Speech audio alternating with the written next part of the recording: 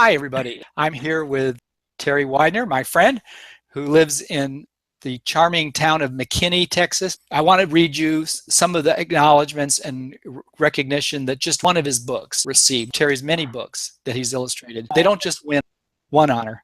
They win a passel of them. So you never heard of Willie Mays by Jonah Winter, Schwartz and Wade books, which is an imprint under Random House.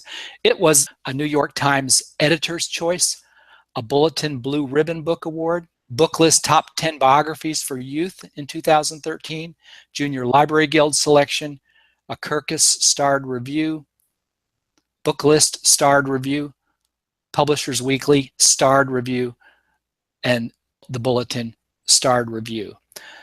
Wow. Very few.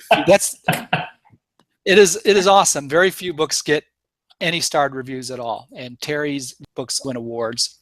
I think it's because his artwork brings things up to a whole another level that makes them stand out. And so I'm real excited to have Terry Widener with us here. Terry graduated with a BFA from the University of Tulsa, and he had a choice when he graduated of either going to work as a golf pro for the country club Yes. or taking a job at a commercial art studio. And because the commercial art studio paid a little bit more each month, he opted for that. Hi, guys. Hi. I don't know what we did, but Yeah, we did. We shut off the We shut off the YouTube.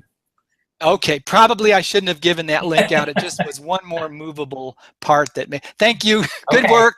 Good That's job. my sister. She's Leslie, we're bringing you back here in a minute to show off. was everything good? Yeah, everything is good. And I'll make sure they can hear. You can hear everybody, right? Chris says wives are awesome. Aren't they, though? Wives and daughters. Wives and daughters are awesome. Right. Thank you. Good job.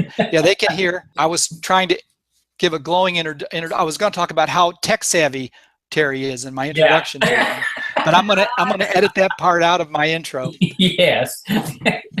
Terry's old school, and he's not, but seriously, he's not afraid of tech either. But he paints in traditional acrylic mediums. You can see some of his beautiful work on the wall back there. His paintings, his original pieces, his Western art. We're going to try and get him to show us some of the Western art tonight that he's been working on out of sheer love of the genre. And he just brings this love of the craft with a sort of a dramatist storyteller's sense, which makes him ideal for a children's book illustrator, and he knows that.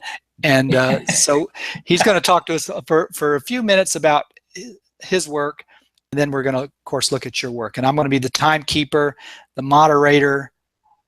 I'm going to give all the political commentary. Okay. Yeah. So Terry, I'm going to turn the microphone, such as it is, over to you, and if I see some burning questions from the group on the YouTube chat page wall, I'll interrupt you or I'll ask you their questions.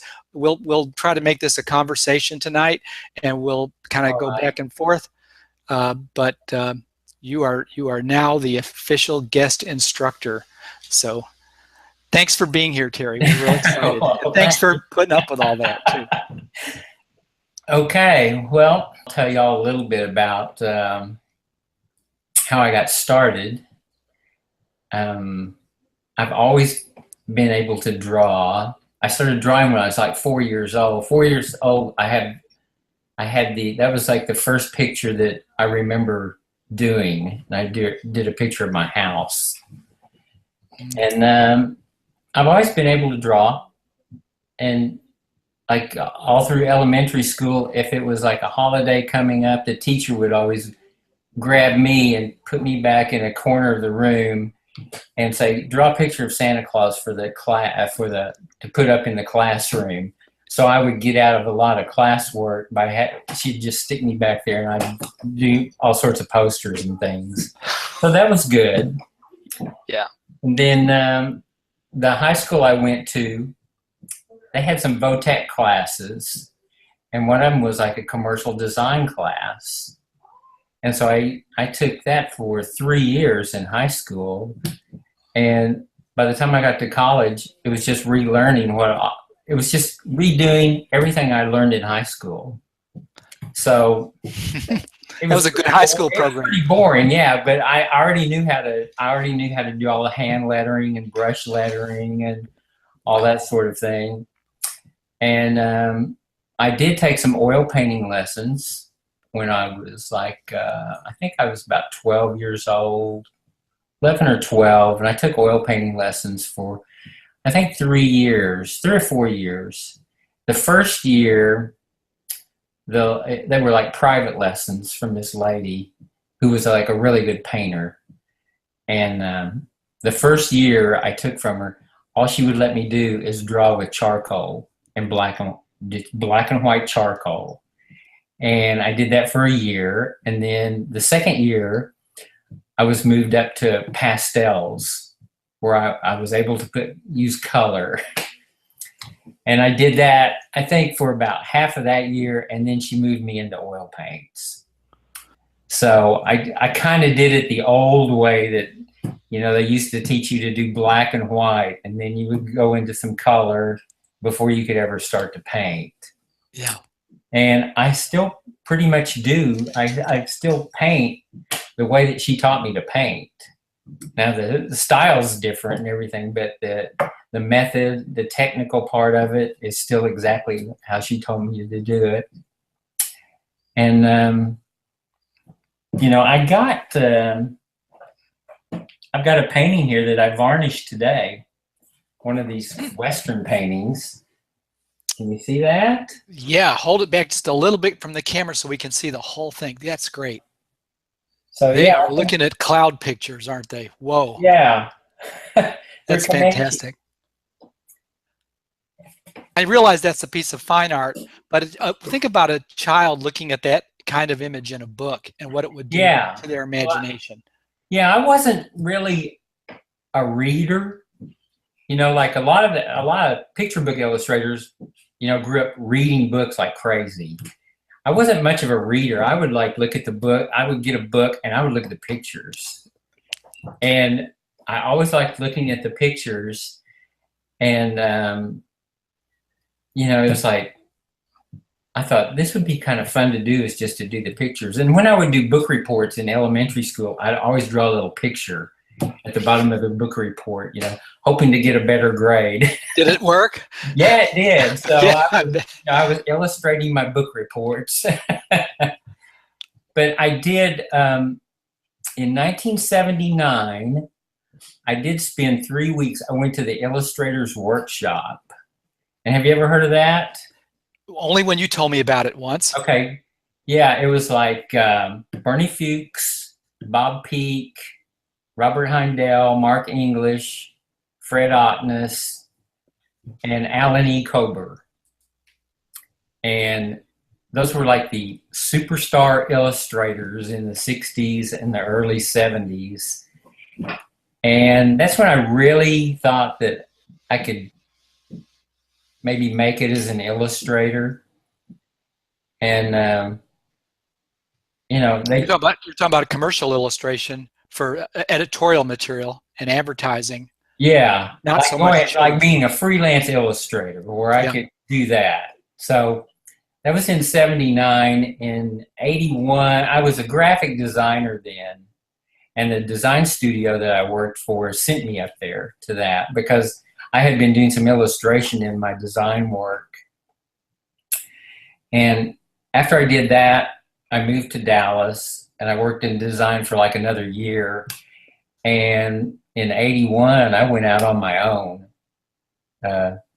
doing illustration. I got tired of doing design. And I've been doing it on my own since 81. And I was doing a lot of editorial. I had an agent in New York then. And I did lots and lots of magazines. I did newspapers. I remember I would go up to visit my agent in New York, and we would go to the New York Times, and they would give me an op-ed piece to do since I came into the office. And it was always in black and white. It was like ink, black and white with ink. And I had an hour to do it. So they would just give me an op-ed piece. I'd read it, and they'd put me in a room, and I'd do a quick illustration for them. Oh. They would pay me like $500 for that. So it would help pay for the trip up there. I did a lot of those. I did lots of newspapers. I did work for Sports Illustrated. A lot of corporate work too that nobody ever saw except the people in the corporations. I did a lot of work for Coca-Cola. I did some work for Burger King, a bunch of financial companies. I did a Time Incorporated annual report, a lot of things like that. I did some posters. I didn't do a whole lot of that. Terry, you're working with acrylic paint and yeah, this was all acrylic. Yeah, you're just painting. You're painting things. Yeah, designing. A lot of that I painted on canvas, and I would like stretch my own canvases and everything and paint. You're going to tell me about the mural? It was an advertising thing, and it was for a mall in Tokyo, and it was a painting of Santa Claus. And the painting I did was about 18 by 24. And I took 18 by 24 inches. Yeah. And I took it up to New York, and the people from Tokyo came over, and we met. I gave them the painting, and they took it back to Tokyo. And I think they made it about 30 by 40 feet and put it up on wall in the mall. And then they had posters hanging everywhere. I saw a photograph of it once with the posters hanging all over the place in the mall. And they liked that one so much, they gave me a job to do for autumn and a poster to do for summer. So I did those. That is so interesting. You bringing a Western cultural icon to Japan and having it larger than life. That's right. And they sent me a book because I was supposed to pick a typeface for the lettering that was going to be on the poster. But they sent me a book, and it was all like in Japanese, and I was picking out a font. And they showed me like what it was going to say in Japanese. They showed me the characters, you know. And so I picked out a font that would go, that I thought, oh, this will look good on the poster. So I did that. I did work for, back then, back in the 70s, late 60s to 70s, and up until like the early 90s, if you got in Playboy, that was like a big deal if you were an illustrator and you got to do jobs for Playboy. And I did, I think I did illustrations in 24 issues of Playboy. Oh, I didn't know that. Yeah. And wow. Great credentials. I did some spots. I did, some of them were just spots. Others were like just a full page. Some were like a 2-page spread. But a lot of those, they pretty much told you what they wanted. Uh-huh. And you just painted what they wanted. Mm-hmm. And other people, you know, it was like they just kind of let me go, like, do whatever you want. But Playboy, they knew exactly what they wanted. And you got a question coming in, and it's from somebody you know, Chris Perry in the North Texas CWI chapter. And Chris is asking, are magazines still a good way to get your foot in the door? What do you think? Most of the magazines now use photography. I know Sports Illustrated went mostly to photography now. They were doing that when I was working for them. But, you know, like, there's still quite a few magazines that do it. I know AARP uses a lot of illustration. You just kind of have to go to a bookstore and look through magazines. That's what I did. I would go to the bookstores and I would look through all the different magazines, or go to the library and look through magazines and see who was doing a lot of illustration. And I would get the art director's name and I would send a letter to the art director. Or I would send that name to my agent, you know, and I said, this magazine, you're using a lot of illustration. So you can do that. You can go to a library, and you can just thumb through all the magazines. And if you see a lot of illustrations, that's a good way to get in with the magazines. But you're scouting out possibilities alongside your agent and art director, the two of you at different tracks. Don't just rely on him. Right. Yeah. Yeah. And that's it. Yeah, that's what I did a long time ago. It would probably still work because I've seen some magazines that still use illustration. They seem to want it faster now because you can do it digitally now, Yeah. And used to I would have 2 days to do an illustration for a magazine or a newspaper because I would get the job one day. They would want to see a sketch that afternoon. I'd show them the sketch, and then I would start the painting the next day and paint it and ship it out the day after that. So how are children's books different in that sort of timetable and process? When I got my first children's book, that was all because of all the work that I'd been doing up in New York, like magazines and newspapers and things. And an editor give you a little bit longer than you get a lot longer. She told me the next day. Yeah, this editor saw my work and she said she wanted to know would I be interested in doing a picture book, and I said yeah, I'll do it. And I said what's the deadline? And she goes, oh, you have about 9 months. And so I was like, yeah, okay, I'll do that. I kind of started doing books from then on. So that was 20 years ago that I did my first book. We'll be moving fairly soon to the critique part of the work. So Terry will look at your pieces as well. But I did want him to talk about this most recent book, which is going to be a controversial book. It just came out. I've got some sketches here that I can show. Some of these are sketches that we didn't use them in the book. But the story is James Madison Hemings was one of Thomas Jefferson's sons from his slave family. Sally Hemings was his mistress, and they had 5 children to get together. And this was after he was president. And he treated them as slaves, even though they were white. People that would come to Monticello, they would see these kids running around that were white, and they would say, why do you have white slaves? And he would just make up something. He'd give them some kind of an answer. And what he never told any of the kids was, according to Virginia law back then, they were free, but he kept them as slaves.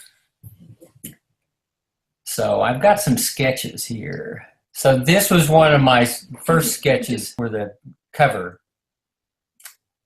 And how did you manage that one? Well, nobody knows what he looked like in real life. There's no record of what they looked like. It was just that they had reddish hair and they were tall. But when I was doing my research, I spent like 14 months doing research. And when I did my research, I found a picture of his daughter when she was about 80 years old.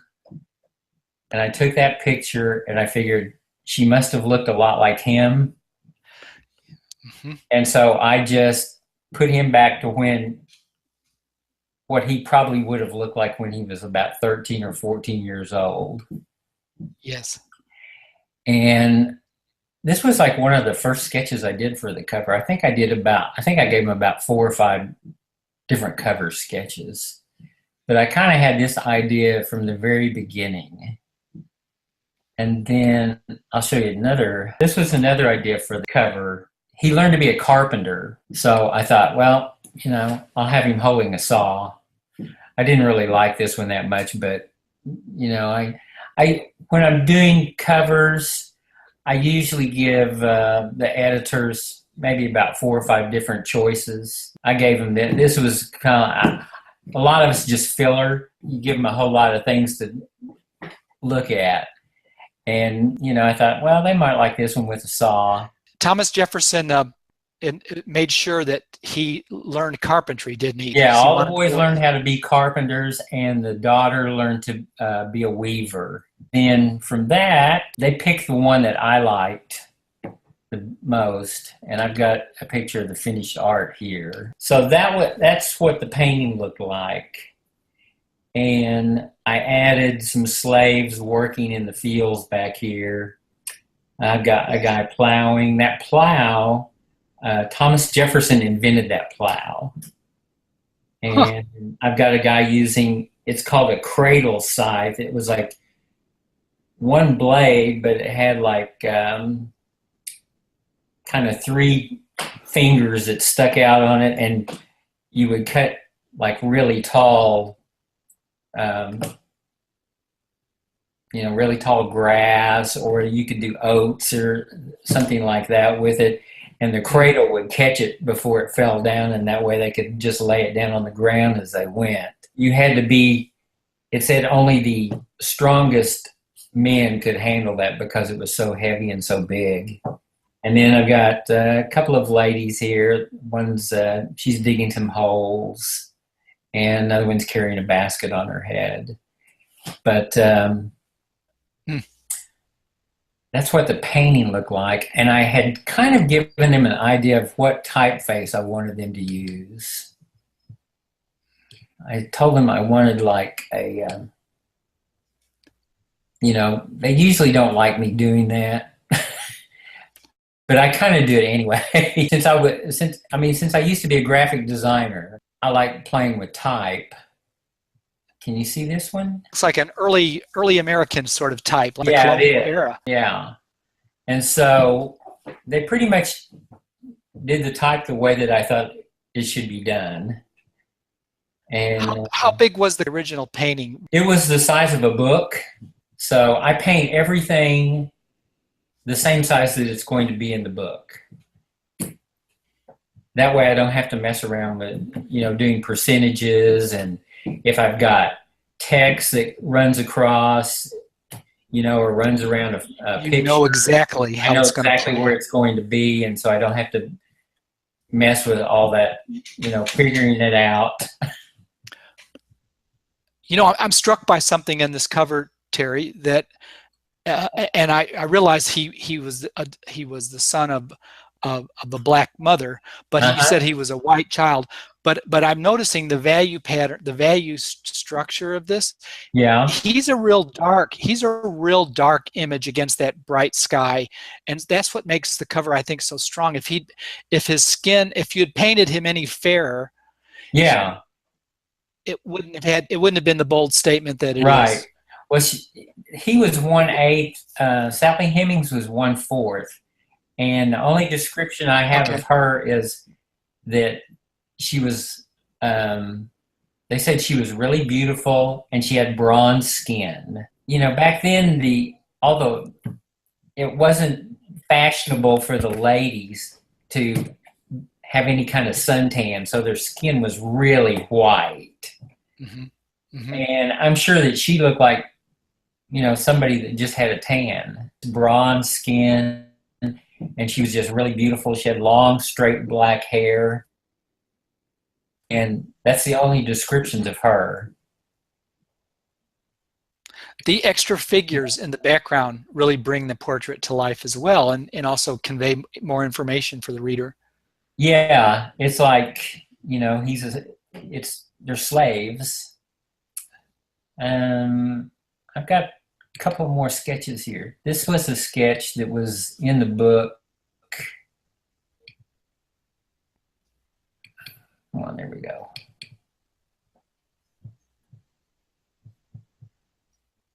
Look at that close up. Wow. Now this was This is the farm book that Jefferson kept all the records. And I have the boy in the background watching Jefferson write in the farm book. And this was in the painting. I actually painted their names on the page there and wrote the page in the farm book what it was. Oh, and I copied Jefferson's handwriting too. For heaven's sakes. So if you see the book and you see the pages, that's a copy of Jefferson's handwriting. That's what his scrawl would have looked like. The farm book was where he kept all the records of all the animals, the slaves, who got what clothes, who got what food. And so he pretty much treated them like, like they were just things that he owned. And I didn't want to show him. I didn't want to show Jefferson's face until the very end of the story, because that's when they mentioned that Thomas Jefferson was the father. So, Did that make it hard to compose sketches without being able to show? No, not really, because Jonah's such a good writer that when I read the manuscript, I just see pictures, like they just start popping in my head. Yeah. And as I read the manuscript, I'm doing little doodles on the manuscript, like this would be a good picture here. And I usually do my own page breaks. And then there was something strange that happened on this book that's never happened on another book. And we got the book completely finished. Let's see, get this, there we go. I did the painting, and I started the paintings on Memorial Day weekend of 2015, and I had them all done by August 8th, because they said they were having a meeting on August 15th. So I got everything. I got all the paintings done in that time. And then they did a PDF of the book, and they sent it to an expert to read it and take a look at the pictures and make sure everything was okay. Well, it comes back that the historian said that the pictures were fine, but parts of the story were wrong. So Jonah had to rewrite parts of the story, which meant I had to either do some revisions on some paintings, or I had to do all brand new paintings. And this is one of those that didn't make it in the book because this didn't happen. Originally, it was like that the kids all stayed in one of the cabins by themselves it was just the 4 kids. And I had the kids, and they all slept in one bed together. And it was night, and he would look out the window and see the stars and the reflection of the moon and stuff. So, that one didn't make it.